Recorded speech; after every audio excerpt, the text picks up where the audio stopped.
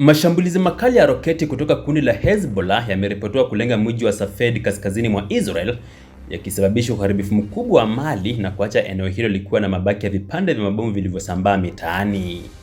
Kwa mujibu wa taarifa za awali, roketi hizo zilipenya maeneo ya makazi na kusababisha taharuki kubwa miongoni mwa raia wa Israel.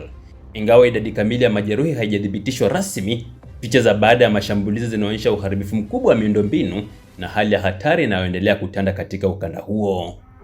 Tukio hilo linakuja wakati juhudi za kidiplomasia zikianza kuonekana kufuatia mawasiliano ya nadra ya moja kwa moja kati ya mabalozi wa Lebanon na Israel mjini Washington. Mazungumzo haya yanataja kuwa maandalizi ya mkutano rasmi unaotarajiwa kufanyika wiki ijayo, ukiwa na lengo la kupunguza mvutano mpakani na kuchunguza uwezekano wa hatua za awali kuelekea mahusiano ya kawaida.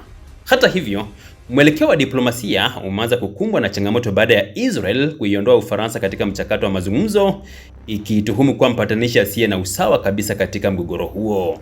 Hatua hiyo inahusishwa na msimamo wa Ufaransa kuhusu mgogoro wa Iran pamoja na uamuzi wake wa kuzuia ndege za Marekani zilizobeba vifaa vya kijeshi kuelekea Israel kutumia anga yake. Wakati huo huo, Waziri Mkuu wa Israel Benjamin Netanyahu ameongeza mvutano wa kidiplomasia kwa kutoa kauli kali dhidi ya Hispania, akiishutumu kwa kulichafua jeshi la Israel.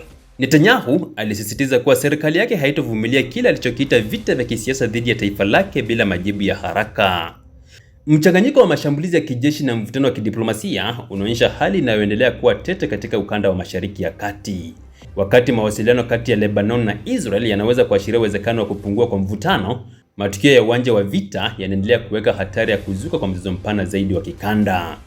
Wachambuzi wanaonya kuwa mustakabali wa eneo hilo utategemea uwezo wa pande husika kusawazisha hatua za kijeshi na juhudi za kidiplomasia katika kipindi ambacho kila tukio linaweza kubadilisha mwelekeo wa mgogoro kwa kiwango kikubwa zaidi.